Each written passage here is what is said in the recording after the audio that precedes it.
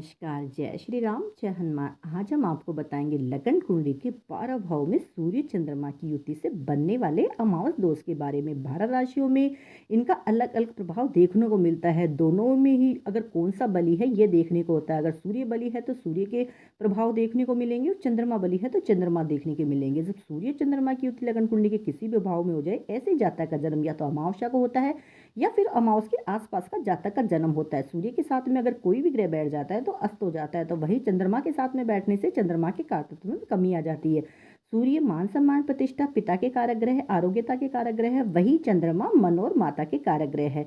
तो चंद्रमा के कारकत्व में कमी आ जाएगी। लगन कुंडली के पहले भाव में सूर्य चंद्रमा की युति हो जाए और इनमें दोनों में डिग्री डिफरेंस जैसे 8 डिग्री से ज़्यादा डिग्री डिफरेंस कम हो तो मानसिक तनाव, माता के स्वास्थ्य में कमी कर देंगे, डिप्रेशन दे देंगे, तनाव, चिंता, भय, आंशिक भय इनके जीवन में बना रहता है। वहीं अगर इनमें डिग्री डिफरेंस वाइज दूरी हो तो फिर मान सम्मान मिलेगा, प्रतिष्ठा मिलेगी। ऐसे जातक चंचल होते हैं और जैसे लीडरशिप टाइप का भी इनमें स्वाभिमानी टाइप के ऐसे जातक होते हैं। लगन कुंडली के दूसरे भाव में अगर सूर्य चंद्रमा की युति हो जाए तो जातक के माता के स्वास्थ्य में कमी कर देंगे, आंखों में दिक्कत दे देंगे, धन में दिक्कत, धन संचय करने में दिक्कत, कुटुंब में दिक्कत रहेगी। यहाँ के जातक को भी बहुत ज़्यादा संघर्ष दे देते हैं।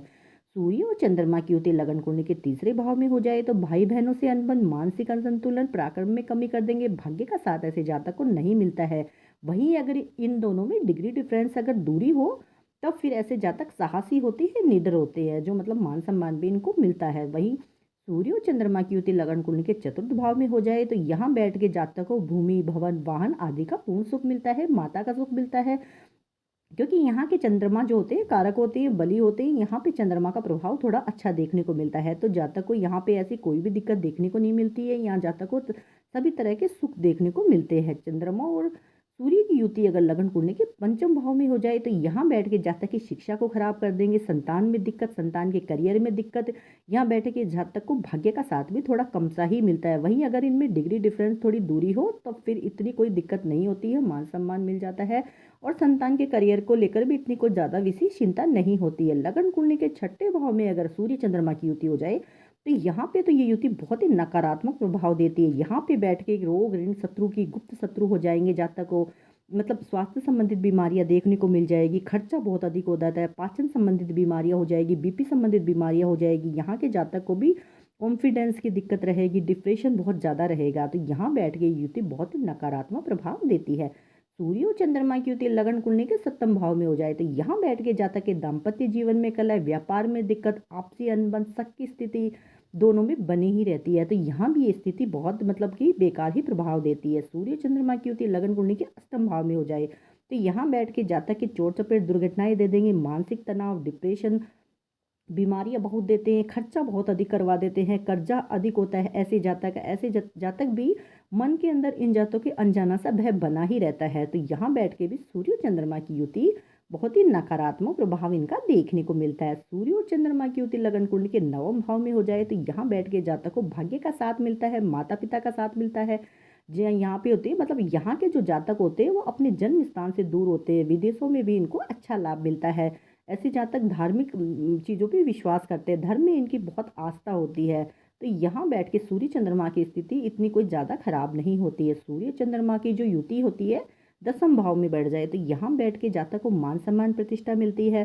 सरकारी नौकरी में ऐसे जातक देखने को मिलते हैं, पिता का पूर्ण सहयोग मिलता है। लेकिन अगर यहाँ पे ही अगर डिग्री डिफरेंस दोनों में कमी हो जाए तो फिर उल्टा हो जाता है, मान सम्मान में दिक्कत, पिता का सहयोग नहीं मिलता है, नौकरी में भी दिक्कत होती है। तो यहाँ बैठ के भी चंद्रमा के कारतत्व में थोड़ी कमी आ जाती है। सूर्य चंद्रमा की युति लगन कुंडली के एकादश भाव में हो जाए तो सफलता मिलती है, मान सम्मान मिलती है, ऐसे जातक की इच्छाएं भी पूर्ण रूप से पूरी होती है।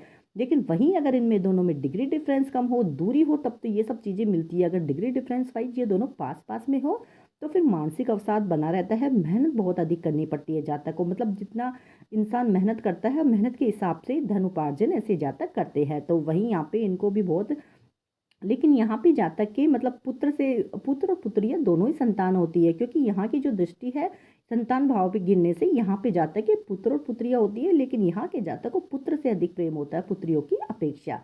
सूर्य और चंद्रमा की युति लगन कुंडली के द्वादश भाव में हो जाए तो यहाँ भी ये स्थिति बहुत ही नकारात्मक प्रभाव देखने को मिलता है। यहाँ पे मन में अशांति बनी रहती है, जातक के खर्चे भी ऐसे जातक के बहुत अधिक होते हैं, मानसिक अवसाद रहता है, स्वास्थ्य में भी दिक्कत रहती है, बहुत ही मतलब आमदनी अधिक, खर्चे अधिक होते हैं, कमाई से अधिक खर्चा होता है, जहाँ तक कि कर्जे बहुत आते हैं, शत्रु बहुत होते हैं, चोट-चपेट, दुर्घटनाएँ, अस्पताल आदि के भी यहाँ बैठ के सूर्य चंद्रमा की युति से बन जाते हैं।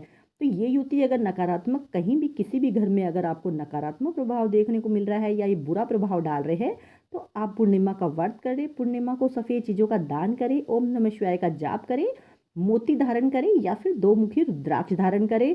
और छठे 8वें घर में बैठ के अगर सूर्य चंद्रमा की युति ज़्यादा नकारात्मक प्रभाव करे तो इन दोनों के बीच मंत्रों का जप भी करवा लेना चाहिए, जिससे युतिता अपना नकारात्मक प्रभाव नहीं देखने को मिलता है। तो आज हमने आपको लगन कुंडली के 12 भावों में सूर्य और चंद्रमा की युति से बनने वाले अमावस दोष के बारे में आपको जानकारी दी थी। अगर आपको हमारी दी हुई जानकारी पसंद आए तो हमारे चैनल को लाइक करें, शेयर करें, सब्सक्राइब करें। धन्यवाद।